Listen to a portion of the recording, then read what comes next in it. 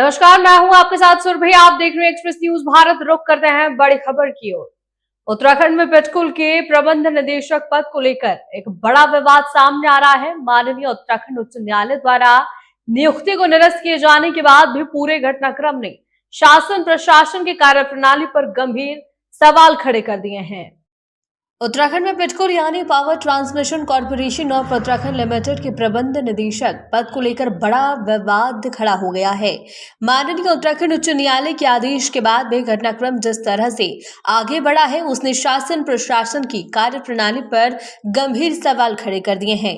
दरअसल 18 फरवरी 2026 को हाईकोर्ट ने पेटकुल के प्रबंध निदेशक प्रकाश चंद्र ध्यानी की नियुक्ति को अवैध ठहराते हुए उसे निरस्त कर दिया। इसके बाद 22 फरवरी को जनप्रहार द्वारा प्रेस वार्ता कर सरकार से स्पष्टीकरण मांगा गया और न्यायालय के आदेश के अनुपालन को लेकर सवाल उठाए गए हैं। 23 फरवरी को पूरे मामले की जानकारी महालेख परीक्षक को भेजी गई ताकि प्रकरण की निष्पक्ष जांच हो पाए। इसके बाद 24 फरवरी को मुख्य सचिव से मुलाकात कर पूरे मामले से अवगत करवाया गया और न्यायालय के आदेश के अनुपालन की स्थिति स्पष्ट करने का आग्रह किया गया। 26 फरवरी को कैबिनेट बैठक में अन्य सभी निर्णय सार्वजनिक किए गए, लेकिन राज्य के तीनों ऊर्जा निगम के प्रबंध निदेशक और निदेशक पदों से जुड़े नियमों में किए गए बदलाव सार्वजनिक नहीं किए गए। 27 फरवरी को जब इस मामले में हाईकोर्ट ने अवमानना की सुनवाई हुई तो न्यायालय ने सरकार के रुख पर कड़ी टिप्पणी की। अदालत ने पूछा कि जब नियुक्ति निरस्त हो चुकी है तो संबंधित अधिकारी को अब तक पद से क्यों नहीं उठाया गया। न्यायालय ने प्रमुख सचिव ऊर्जा को समन जारी करते हुए 19 मार्च 2026 को न्यायालय में उपस्थित होने का निर्देश भी दिया। इसी दिन जनप्रहार ने पेटकुल मुख्यालय के बाहर ऊर्जा मंत्री का प्रतीकात्मक पुतला दहन कर विरोध भी दर्ज करवाया। इसके बाद घटनाक्रम को और भी सवाल खड़े करने लगा। बताया गया कि पेटकुल के एमडी पद से नियुक्ति निरस्त करने से संबंधित सरकारी आदेश जारी हुआ, लेकिन उसके आदेश पर तारीख 26 फरवरी अंकित बताई जा रही है, जबकि एक दिन बाद 27 फरवरी को ही अदालत ने अवमानना की सुनवाई हुई थी।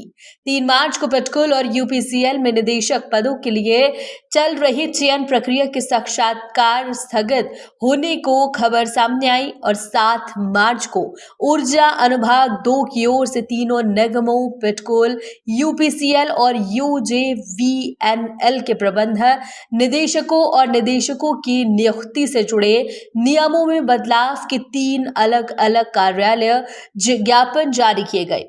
अब यह आशंका व्यक्त की जा रही है कि नियमों में बदलाव कर नई नियुक्ति प्रक्रिया शुरू करने की तैयारी है और इसके लिए जल्द ही विज्ञापन भी जारी हो जाएगा।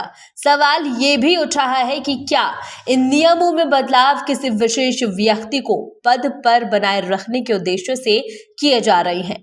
विशेष रूप से 2 बड़े प्रश्न सामने आ रहे हैं। आवेदन की आयु सीमा और बढ़ाकर पहले 45 से 58 वर्ष से बढ़ाकर 45 से 60 वर्ष क्यों की गई है, और एक तकनीकी पद के लिए तकनीकी योग्यता की अनिवार्यता क्यों समाप्त की गई है।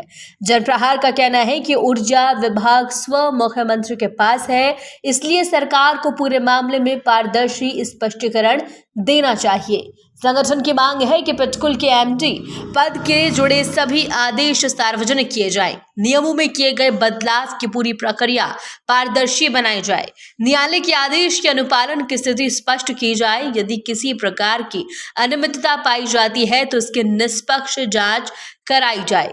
कि खास करके पर्टिकुलर बात करें, उनके ऊपर कोर्ट ने भी आदेश दिया है, परंतु लगातार जिस तरीके से नियमावली चेंज की बात है, क्या कुछ कहना है? देखिए, जिस तरीके से श्री प्रकाश चंद्र ध्यानी जी को पेटकुल में बनाए रखने के लिए या ऊर्जा के किसी एक निगम में उनको एडजस्ट करने के लिए कानून बदले जा रहे हैं, उसमें सीधा सीधा सवाल है कि ऊर्जा मंत्री की कौन सी दुखती नब्ज है जो इनके पास है, जिसके कारण यह इन्हें अपनी उंगलियों पर भी नचा रहे हैं, नियम कायदों को बदल रहे हैं। जिस एडवर्टीजमेंट में ये कहा गया कि अब हम नई नियुक्ति के लिए निदेशक पद पर साक्षात्कार करेंगे, उसको कैंसिल करा जाता है जब कंटेम्प्ट का ऑर्डर आता है और मीनाक्षी सुंदरम जी को बताना होगा कि ये कौन सा भ्रष्टतम आप कार्य कर रहे हैं जिसके बारे में जनता को अभी तक बता नहीं पा रहे हैं। क्योंकि सच्चाई ये है कि आपने पहले वो साक्षात्कार कैंसिल करे, उसके बाद नियमों को छुपे नियम बदल रहे हैं, जबकि पारदर्शिता होनी चाहिए और इस कारण से ये नियम बदले गए ताकि आप प्रक्रिया को दोबारा से नई तरीके से शुरू कर दिया जाए। एक, प्रक्रिया में पारदर्शिता लाना होगा जनता को कि ये प्रक्रिया क्या है। दूसरा कि आपने जो उम्र की जो लीवे है वो आपने क्यों बढ़ा दी। आपने उम्र को 45 से 60 था, मतलब ये जो था पहले 45 से 58, अब 45 से 60 at the time of application क्यों करा है। और जो टेक्निकल पद है उस पर नॉन टेक्निकल व्यक्ति भी आ सकता है, ये क्यों किया है। इसलिए क्योंकि भ्रष्टाचार आपको करना है। में कौन है ये तो अब बताना होगा मुख्यमंत्री जी, ऊर्जा मंत्री को, क्योंकि फीस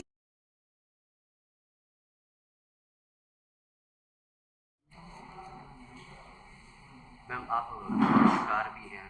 प्रकाश चंद्रानी का जो नियुक्ति का केस चल रहा है, आपने पहले भी प्रेस कॉन्फ्रेंस करके विचारणा का आरोप लगाया है। इस बार आपकी क्या मुद्दे हैं प्रेस कॉन्फ्रेंस को लेकर, क्या कारण रहा? कारण यही है कि जो पहले कोर्ट से जो आदेश दिए गए थे उनको तो माना नहीं गया, बल्कि उसके उलट नियमों में फेरबदल करके प्रकाश चंद्र ध्यानी को बैठाए रखने के लिए नियम उसके अनुसार बदल दिए गए। ऐसा क्या है जो उसी को ही ये सब संभालने को, ये पूरा पिटकुल का पूरा भार संभालने को उसी के कंधों पे ही डाला जा रहा है। क्या कोई और इस लायक नहीं है वहाँ पे?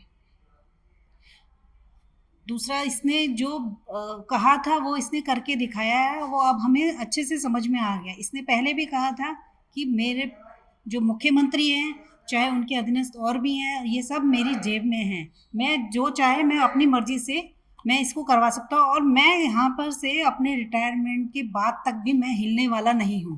तो ये सारे जो बातें उसने कही हैं वो सब सच करके दिखा रहे हैं। ऐसा कुछ ना कुछ तो है उसके पास में, कुछ ना कुछ मुख्यमंत्री का कुछ ना कुछ, चाहे वो ऑडियो हो, चाहे वो कोई क्लिपिंग हो, चाहे वो कुछ भी हो, कुछ है उसके पास में जो मुख्यमंत्री उसके दबाव में आकर ये सारी चीज़ें करते जा रहे हैं। उन्हें और कोई नहीं दिखाई दे रहा है। इस पद के लायक केवल वही बैठा है, एक BA 3rd division pass LLB की फर्जी डिग्री लेके जो बैठा हुआ है। LLB के लिए भी उसके ऊपर की जांच पूरी हो चुकी है, इसकी नकली डिग्री है, इसके ऊपर कार्रवाई की जाए। अभी तक वो कार्रवाई सरकार ने नहीं की है।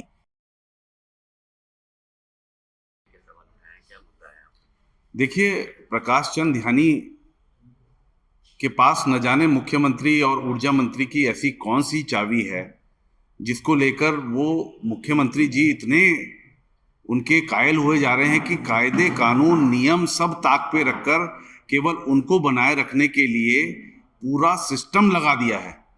और ये बड़े शर्म की बात है, जिस प्रदेश में इतनी बेरोजगारी है, जिस प्रदेश में जो है टैलेंट बाहर जा रहा है, उस प्रदेश में आप जो है जब खुद प्रधानमंत्री कहते हैं कि पहाड़ का पानी और पहाड़ की जवानी जो है बर्बाद नहीं होने देंगे, तो उस प्रदेश में बेरोजगारी जहां पर इतनी है, आप एक्सटेंशन पे एक्सटेंशन और एक ही आदमी को और ऐसे ही अपने कई सारे दुलारों को आपने सीट पे गद्दी पे बैठा रखा है, जिनको आप सेवानिवृत्ति होने नहीं देना चाहते और चाहते हैं कि बस ये कमाई करके आपको देते रहें। तो कहीं ना कहीं ये बहुत बड़ी आशंका है कि उच्च न्यायालय के फटकार के बाद, उच्च न्यायालय की नियुक्ति रद्द करने के बावजूद भी कैबिनेट की बैठक में नियम कायदे कानून बदल दिए जाते हैं और अब नई नियमावली आती है और उस नियमावली में जो टेक्निकल पोस्ट की आहर्ता है उसको ख़त्म कर दिया जाता है, नॉन टेक्निकल आदमी को बैठाने की पूरी तैयारी कर दी जाती है।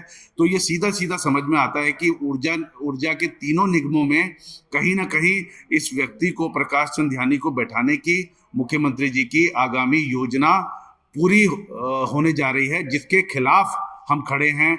और हमारे साथ जो पक्षकार हैं उच्च न्यायालय में दीप्ति पोखरियाल जी भी हैं, जनप्रहार के संयोजक सुजाता पॉल जी ने अभी सारी बातें बताई। तो हम जो है छोड़ेंगे नहीं, लड़ाई न्यायालय तक भी हम लेके जाएंगे और देंगे कि यहाँ पर भ्रष्टाचार इस प्रकार से ऐसे नहीं चलेगा। जो मुख्यमंत्री जी चाहेंगे ऐसा नहीं होगा। ये प्रदेश कायदे कानून से, संविधान से चलेगा, आपकी मर्जी से नहीं। संविधान से चलेगा, आपकी मर्जी से नहीं।